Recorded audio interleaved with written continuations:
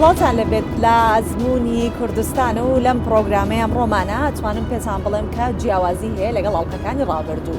دەزانن بۆ لەبەرەوەی کە ئەمڕۆ بۆ شوێنێک دەچین ئەتوانم بڵێم گەشتیارێکی زۆر ڕوەکاتە ئەو شوێنە، بۆیە دەڵێم جیاوازە چونکە ئێوە دەزانن لە پرۆگرامی ئێمە هەموو جار لە ناوچەیەک یاخود خەڵکی شارێکی دیکەی خواروو ناوەڕاستی عێراق یاخود گەشتیارێک لە دەرەوە ئەبێتە میوانیمە، بەڵام ئەمڕۆ بۆ شوێنێکەچین هەمویان خۆیان لەو شوێنە بۆ خۆیان کۆبوونەتەوە. جا لەگەڵم بن ئەو کات دەزانن کە ئەمڕۆ پرۆگرامەکەمان بە شێوەیەکە بۆیە جیاوازی.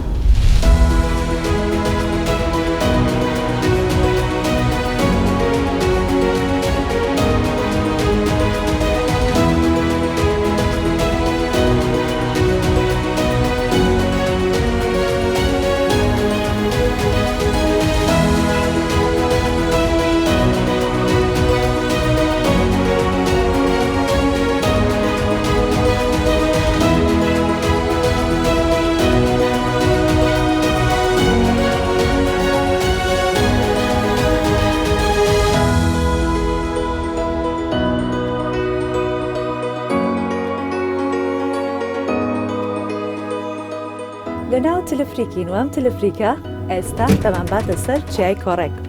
وەکو پێم وتن پرۆگرامی ئەمڕۆی ئەزمموی کوردستان جیاوازە بێت چونکە سەر چیای کۆڕێک بەهۆی ئەو شەپۆلە بەفربارینەی کە ماوەیەکە کوردستان و ناوچەکەی گرتوتەوە. سەر چیای کۆڕێک پڕ ئەبێت لە گەشتیار کە بەشێکیان لە خواروو ناوەڕاستی عێراق دێن، بەشێکیشیان بە گشتی هەر لە دەرەوەی عێراق کە هاتوونەتەوە بۆ سەردان بێگومان سەردانی سەر چیای کۆڕەکەکەن. ئەمڕۆ لەگەڵمان بن چونکە گەشتیارەکان لەسەر چیای کۆڕێک قسەمان بڵکەن و باسی ئەزمموی کوردستان لەوێ دەکەین کە بزانین ئەوان لە ئەزمموی کوردستان چی دەبینن. لەگەڵم بن.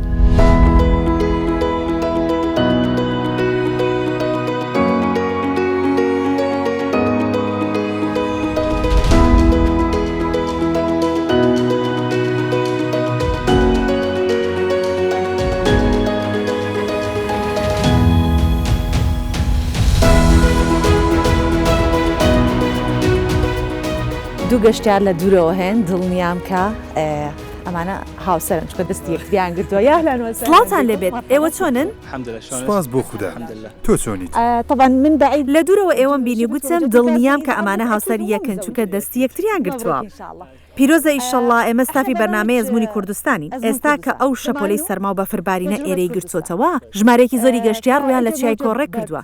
دەمێ بزانم ئێوە چۆن لەو ئەزمموی کوردستانە ڕوانن کاتێک سەردانی کوردستان دەکەن و ئەو شوێنە گەشتیاریە زستانە دەبینن بەم شێوەیە قسەم بۆ بکە لەسەرەوە. وتشوفون هيك أجواء وجبل وأماكن الساحل الشتوية اللي موجودة. أحكي والله أجواء كلش حلوة هنا ما شاء الله كشو هواك زور خوشة ساردة وبفر باريوة براستي كم زارة ديني ما شاء الله كشو هواك زور خوشة. أنتم إيوه بيشتريش بهاوينان هاتون تأيرا الصيف همينة؟ لا هاي أول مرة. يعني هسه شوف لكم واتا أما كم جارتانا وبزستان كردستان تان بيديوه. نا نخير أما زارية كما من پێشنیاستان بۆ ئەەکەم کە لە وەرزی هاوینیش سەردانی ئێرە بکەن و بیبینن. ئێستا ئەمە زستانی ئێرەیە، خۆ ئێوە هیچ ژمارەیەکی پێوانەی بەربوونتان بەهۆی خلیسکان و لێرە. بالعشرين 30 مرة وقعد. خزمەت گوزاریەکانی ئێرە چۆنە بینن؟ ما شاء الله زور باشن. بەڵێ زۆر باشن. شلون تشوفين التجربة اللي هنا موجودة؟ ئێوە ئەزمموی ئێرە چۆن دەبینن؟ ئێرە وەک ناوچەیەکی شاخاوی سەرکەش هەڵسانگاندنتان چۆنە بووی؟ ئایا لە ڕووی گەشتیارەوە گرنگی پێدراوە؟ مين بالسياحة وبالبيئة اللي بالشتاء موجود. ئەوەی ڕاستی بێت هەر کەسێک بێت ئێرە کاتێکی زۆر خۆش بەسەر دەبات، واتە زۆر خۆش و جوانە. ئەمڕۆ ڕۆژێکی زۆر خۆشمان گوزەرا. واتە ئێستا ئەگەر کەسێک پێشنیازت بۆ بکات و بڵێت گەشتێک بۆ ماوەی هەفتەیەک بۆ سازەکەم لە نێوان چیای کۆڕێک و شوێنێکی دیکە کامیان هەڵەبژێری؟ بەدڵنیاییەوە چای کۆڕێک هەڵدەبژێرن، بەڵام دەمەوێت بچمە دەرەوەش. بەڵام ئەمڕۆ لە چای کۆڕێک کاتێکی خۆشمان بەڕێ کرد. إذا أنتم کاتە ئێوە دەگەڕێنەوە ناوچەکەتان هەرچەندە من نازانم ئێوە خەڵکی چ ناوچەیەکن. أماني ما عرفت أنتم إما خەڵکی کەرکووچی من لە کەرکووک زۆر بەخێر بێن کاتێک دەچنەوە چی بۆ خەڵک دەگەڕنەوە؟ تسولفون ئامۆژگاری هەمووان دەکەین بۆ ئەوەی سەردانی ئێرە بکەن. بەڕاستی ئەزمموونێکی جوانە. خزمەتگوزاریەکانیش زۆر باشن. سپاستان دەکەم.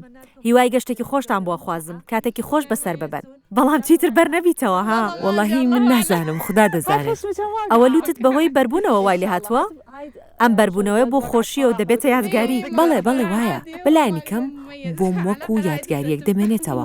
نا ئیشەڵڵا دەبێتە یادگارێکی زۆر خۆش نەک بەربوونەوە شتی وای ئیشەڵڵا سەلامەت بێت.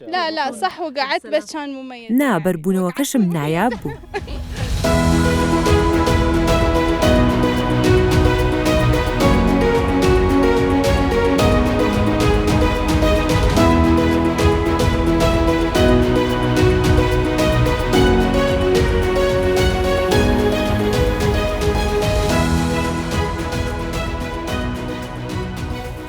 السلام عليكم. السلام. ئێوە چۆنن؟ سپاس بۆخوا باشین. ئێمە بەرنامەی ئەزموونی کوردستانی. ناوی بەرنامەکەمان ئەزموونی کوردستانە. دەمانێت بزانین ئەو گەشتیارانەی لە دەرەوە دێنە ئێرە چۆن کوردستانە بینن. چۆن دەڕواننە ئەو ئەزموونەی لەو شوێنە گەشتیاری زستانانە هەیە. زۆر خۆشەوە تا چێژبەخشە و کاتێکی خۆشمان بەسەر برد. منداڵەکانیش خۆشیان بینی. خزمەتگوزاری هەیە و خۆشە.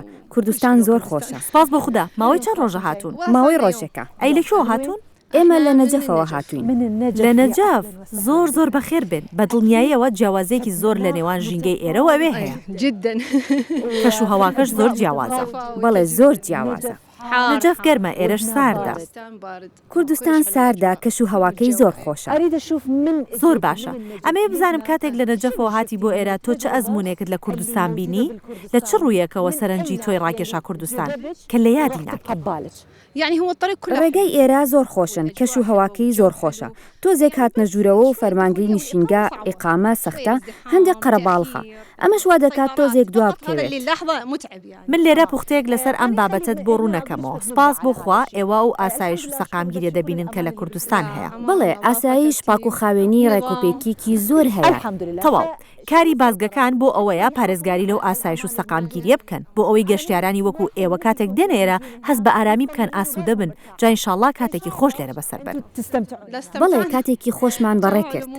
تۆ باسی ئەو سیستەمەت کرد کە لێرە هەیە. ئەوە چ تایبەتمەندێکی باشە کە تۆ تێبینیت کردووە لە سەر سیستەمی ئێرە؟ لە ڕاستیدا هەر کارێک لێرە بکرێت بە ڕێکوپێکی و سیستەماتیک دەکرێت و چاودێریەکی باشی لەسەرە لە ڕووی پاک و خاوێنی، تەندروستی و سیستەمەوە. دەستپەلای ئەو برایە بۆ ئەوەی لێ بپرسم چۆن دەتوانیت ئەو ئەزموونەی ئەم خاتونە باسی کرد کە لێرە هەیە لە ڕووی سیستەم، پاک و خاوێنی، ئاسایش، سەقامگیری بگوازرێتەوە بۆ شوێنەکانی دیکە؟ الغير مكان. هو طبيعي يعني حسب حكومتكم. ئەوە دەگەڕێتەوە بۆ حکوومەتەکەی ئێوە لە هەرێمی کوردستان. حکوومەتەکەتان ئەو ژینگە گونجاوی بۆ گەشتیاری، سیستمی چاودێری ڕەخساندووە. ئەمە کاری حکوومەتە. شغل الحكومة. شغل الحكومة. تمام. تەواوە. واتە ئێوە ئەم ئەزموونە بۆ حکوومەت دەگەڕێنەوە. طبعا حکوومەتی هەرێم بە شێوەیەکی سیستماتی کار دەکات بۆ بوارە. ئەمە هۆکاری سەرچیە. تمام. ئێوە لەو باوەڕدان کە گواستنەوەی ئەم ئەزموونە کارێکی سەختە؟ نقل هاي تجربة؟ نەخێر سەخت نییە، مادەم یاسا و ڕێسا هەیە بە دڵنیاییەوە ئەزموونێکی سەرکەوتوو دەبێت. بەڵام ئەوەی گرنگە ئەوەیە چێ بەو کارە هەڵدەستێت، گرنگیەکەی لەمەدایە. أريد يعني أنطي إشارة لهاي الموضوع. دەمەوێت داماژەیەک لەسەر ئەم بابەتەدا بنێم. وەک دەزانن حکوومەتی یاریمی کوردستان بەهۆی کێشەدارایەکان و کەمی بودجە، بەڵام وەک ئێوە دەبینن بەو داراییەکەمە خۆشگوزەرانی و خزمەتگوزاریی زۆریشی هەیە. ئێوە هەست بۆ دەکەن؟ الميزانية أكو بس أكو رفاهية، أكو خدمات موجودة. تحسون خاتون ئەوە لە بیر نەکەیت کە هەرێمی کوردستان لە ساڵی 90ەوە دروست بووە. ئەمە تازە نییە. بە دڵنیاییەوە ئەوانەوە ئەزموونەی بینیویانە تێیدا ژیاون لە هەموو ڕۆکانی یاسایی و داراییەوە ماوەی زیاتر لە 3 ساڵە. بەڵێ ئەمە ڕەنجامەکەیەتی. إذا أنتم ترجعون ئەگەر گەڕانەوە بۆ نەجەف ئێوە چی ئێرە دەگوازنەوە بۆ ئێوێ؟ چۆن باسی کوردستان و ئەزموونەکەی یەکەن؟ هەموو شتێکی خێریان بۆ دەگەڕێنەوە لە ڕووی خزمەتگوزاری، سیستمی ڕێکوپێکی، یاسا، هەمویان ڕێز لە یەکتر دەگرن. زێدەڕۆیی لە ڕێگەکان ناکرێت. هەموو ئەمانە دەگوازینەوە. هیوای گەشتێکی چێژبەخشتان بۆ خوازم کاتێکی خۆش بەسەر بەرن بە خێر و سەلامەتیش دەگەڕێنەوە بۆ نەجەف. هێشتا ئێمە لێرەین، جارێ باسی نەجەفمان بۆ مەکە. هیوای هەموو شتێکی خێر، تەندروستی، سەلامەتیتان بۆ خوازم. ئیشەڵڵا کاتێکی خۆش بەسەر ببەن. زۆر سپاست دەکەین. هەر کەسێک بێتە ئێرە دەستی لێبەر نابێت. وێڕای ئەوەی بەفر هەیە، بەڵام کەش و هەواکەش زۆر خۆش و گونجاوە. بەڵێ بەفرەکەش خۆشە کەش و هەواکە جوانە هەمووتان جوانن. تسلم شكرا. سپاس بۆ تۆ سپاستانەکەم من چیتر لە کاتان ناگرم فەرمون ئاسوودەی خۆتان وەربگرن. خير ان شاء الله جميعا. مع السلامة. مع السلامة.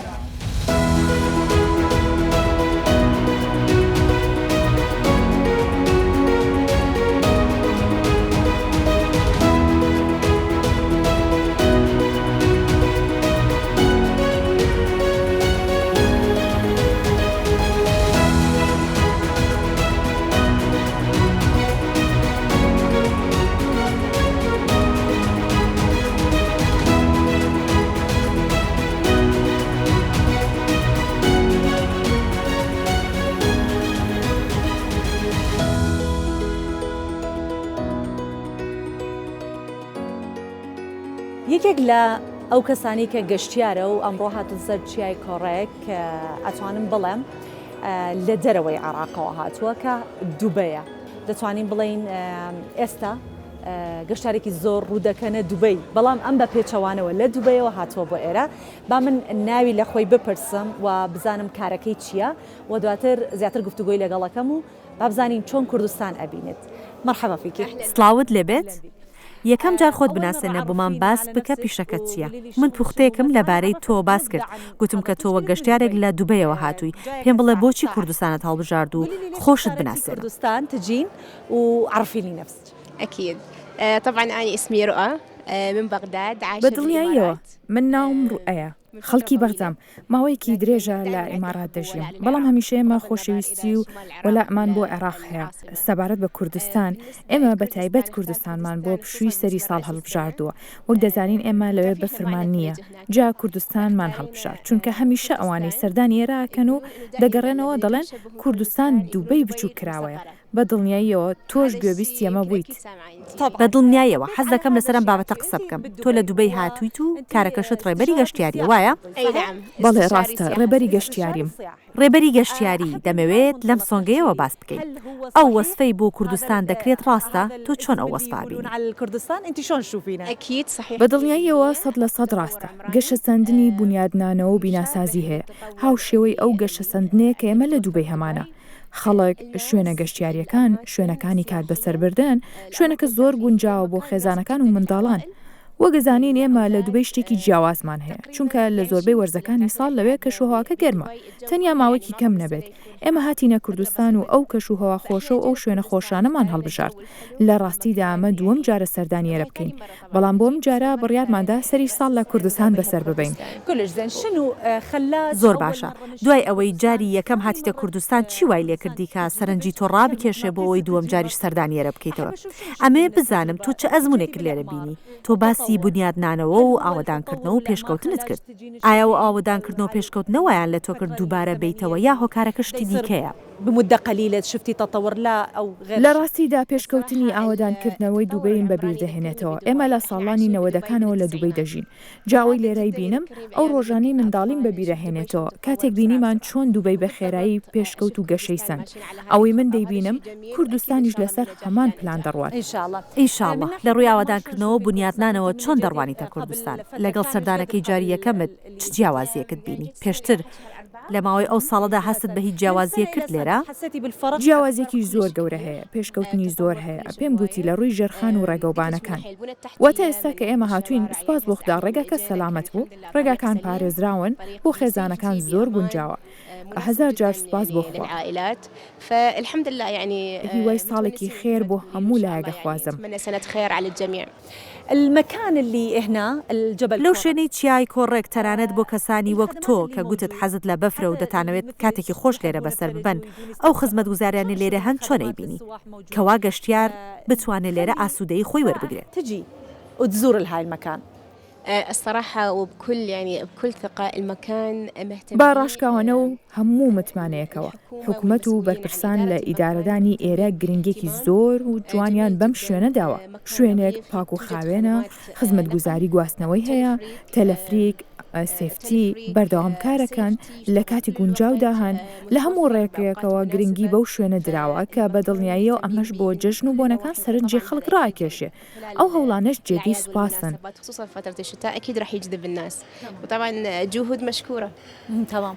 التجربة اللي موجودة بالكردستان ئەو ئەزموونەی لە کوردستان هەیە و سەرنجی گەشتیاران ڕادەکێشێت وای لێ دەکات کە سەردانیێرە بکات وێرای ئەوەی کە زۆر خەڵک هەن دەیانەوێت جژنەکانی سەری ساڵ لە دەرەوەی وڵات بەڕێ بکەن بەڵام دەبینین هەندێک خەڵک لە دەرەوە سەردانیێریان کردووە بەڕای تۆ ئەو ئەزموونەی لە هەرێمی کوردستان هەیە چۆن نەتوانرێ بگوازرێتەوە بۆ شارەکانی دیکەی عراق چونکە ئێمە شوێنی دیکەی گەشتیاریشمان هەیە بەڵام دەبینین لێرە گرنگی زیاتری پێدراوە ئەمە چۆن نەکرێت هنا أكثر شيء شلون تصير تجربة الكردستان تنقل على غير أماكن برأيك؟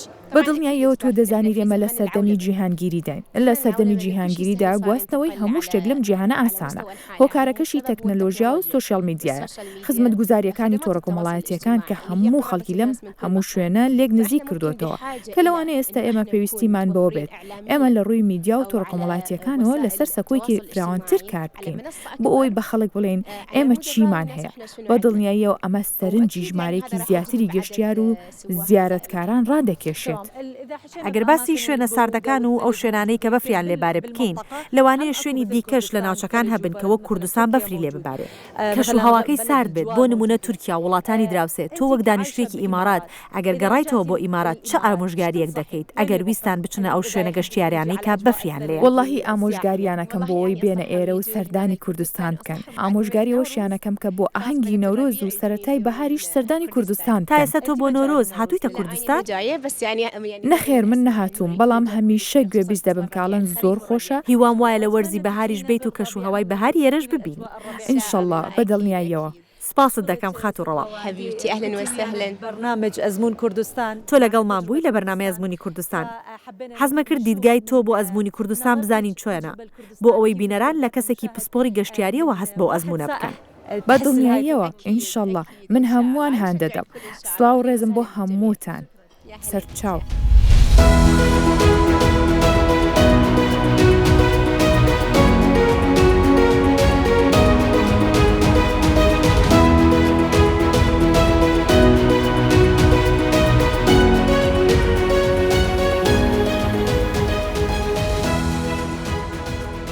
سڵاو چۆنی؟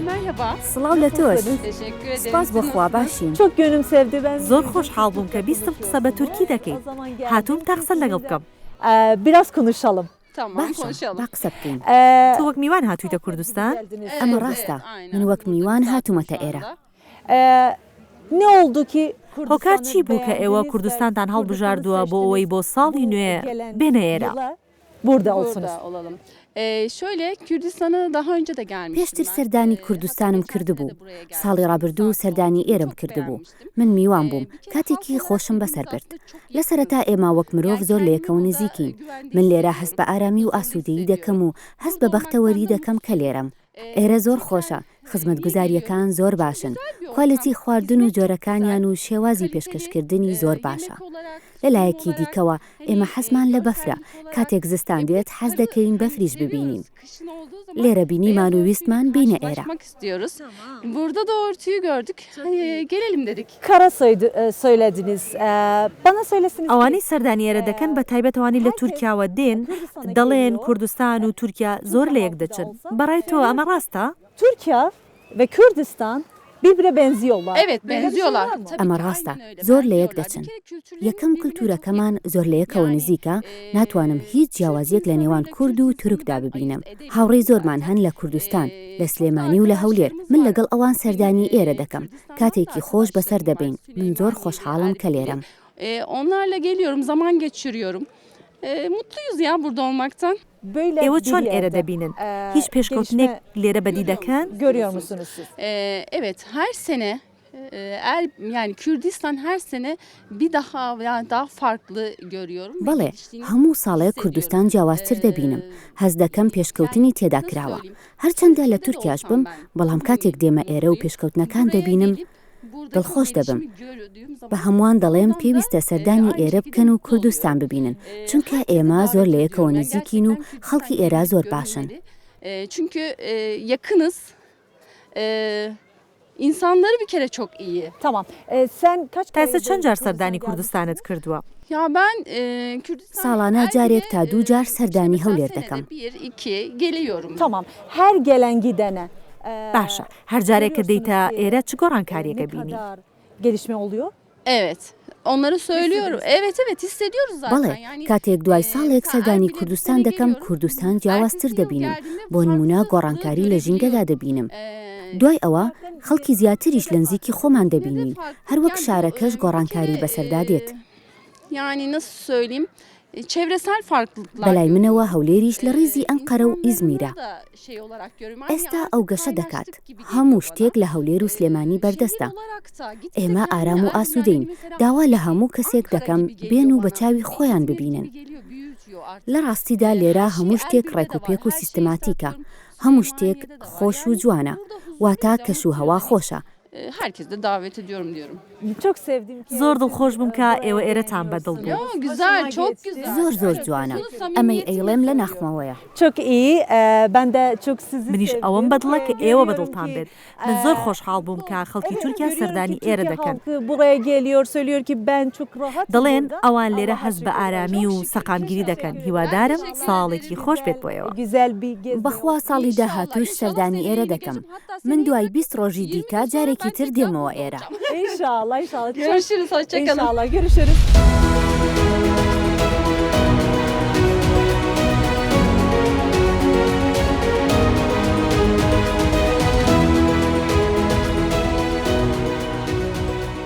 کاتێککە دەبینین ژمارەی زۆر گەشتیار ڕوو دەکەنە چیای کۆڕێک دەبێ بزانین بێگومان لێرە خزمەتگوزارێکی باشەیە بۆیە گەشتیاران زۆر ئاسوودەن کە دێن بۆ ئێرە کاحسێن کە بەشی ڕاگەیاندنی پرۆژەی گەشتیاری کۆمەلگای هاوچەرخی کۆڕێکە لەگەڵمانە دەمەوێت زیاتر لەگەڵ یا قسە بکەم سەبارەت بە و خزمەتگوزارانی کە لێرە پێشکەش بە گەشتیاران دەکرێت ئەم کاتە باش کاحسێن هەموو کاتێک باش خێر زۆر سپاس دەکەم بێگومان ئێوە دەزانن کە گەشتارێکی زۆر لەم وەرزە سەردانی ئێرە دەکات چۆن خۆتان ئامادەکەن چەندێک پێش ئەوە خۆتان ئامادەکەن بۆی کە باشترین خزمەتگوزاریەکان بە گەشتارەکان بگەێنن ئێمە هەموو ساڵ لە کاتی وەرزستان مانگێک بەر لە دەستپێکردنی وەرزستان ئێمە ئامادەکاریەکانمان دەکەین بۆ پێشوازیکردن لە گەشتیارەکان لە چیای کۆڕێک لە هەموو بەشەکانی چیای کۆڕێک لە ڕێستورانت و کافێ و تلفریک و ئەلعاب و یاریەکان و هەتا لە ڤیلاکان ئامادەکاری تەواو دەکەم بۆ پێشوازیکردن لە میوانەکان لە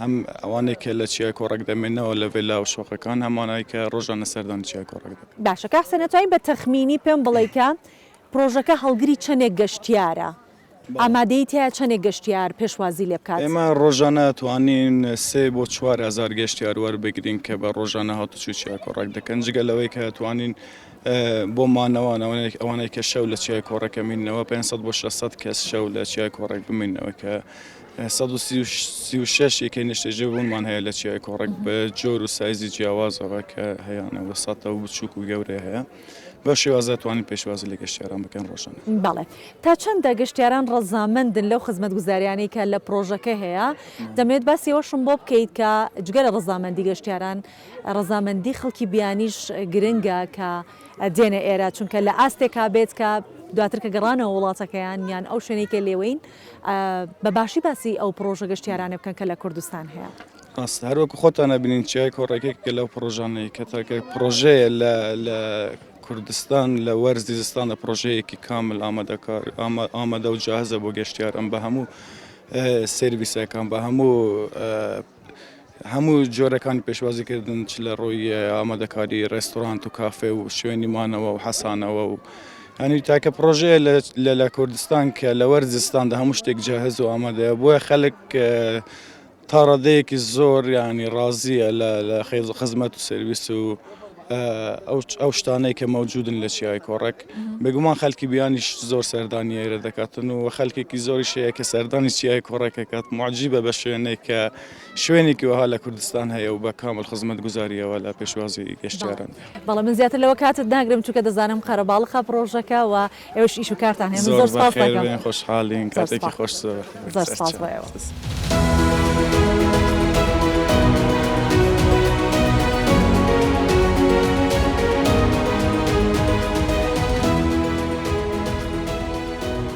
من بەغداد جێتی تۆ لە بەغداوە هاتوویتە کوردستان و چای کۆڕێک تۆ چه ئەزمونێکی خۆش و جوانی ئێرەت بینی هنا موجودة وحلوة. والله بصراحة هنا لە ڕاستیدا لێرە هەموو شتێک ڕێکوپێک و سیستماتیکە، هەموو شتێک خۆش و جوانە، واتە کەش و هەوا خۆشە. باشە ئەگەر ویسمان یان حەزمان کرد ئەو ئەزمون و سیستەمە بگوازینەوە بۆ شوێنەکانی دیکە بەڕای تۆ چی پێویستە بۆ ئەمە بکرێت؟ يعني كل شيء يبدي لازم من البداية هەموو شتێک سەرەتا پێویستە لەلایەن دامەزرێنەرانەوە ئەنجام بدرێت. واتە ئەگەر حکومەت بیر لە ڕێگاکانی سیستمانە و فراهەمکردنی ئەو کارانە بکاتەوە بە دڵنیاییەوە هەموو عێراق ئاوهای لێ دێت. يعني العراق كله راح يصير هيك. تمام. خليني اجي للاخ من بابش بەلایەن برایەش سڵاوت لێبێت خەریکە بخلێسکێم و بەر ببمەوە دەمێت بۆ پرسیارە لەگەڵ تۆ دەست پێ بکەم. مەریەم گوتی ئێمە پێشتریش سەردانی کوردستانمان کردووە چوونەتە شوێنە گەشتیاریەکان بەڵام بۆ چای کۆڕێک ئەمە یەکەم جارتانە. بس الجبل كرك اول مرة تجون؟ من ئەمەجاری دووەمە. باش ئەمە دووەم جارتانە. اكيد انت تجربتك خلت. أكيد. بەدڵنیایەوە ئەزمموی پێشووترت هانی دایت بۆ ئەوەی دووبارە سەردانیێرە بکەیتەوە؟ هم همين يشوفون بەدڵنیاییە بەڕاستە. لە ڕاستیدا کەش و هەوای ئێرە زۆر خۆشە، بەفر هەیە، هەندێک شت لێرە هەیە لە بەغدا نییە، بۆ نمونە لێرە بەفر هەیە، ئێمە لە بەغدا نیمانە. تێڕوانینتان بۆ شوێنە گەشتیاریە زستانەکانی کوردستان چۆنە؟ من زیاتر حەزم لە شوێنە گەشتیارەکانی زستانە وەک لە هاوێن. خزمەتگوزاریەکانی ئێرە چۆنن؟ خزمەتگوزاریەکانی باشن، خزمەتگوزاریەکان زۆر باشن، هیچ کەم و کوڕێک و عیبێکیان نییە.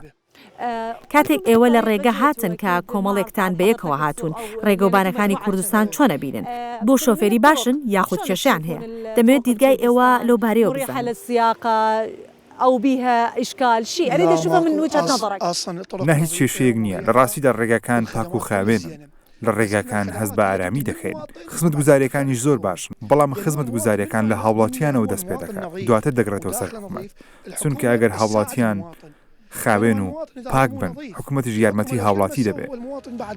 بس هو المواطن نظيف.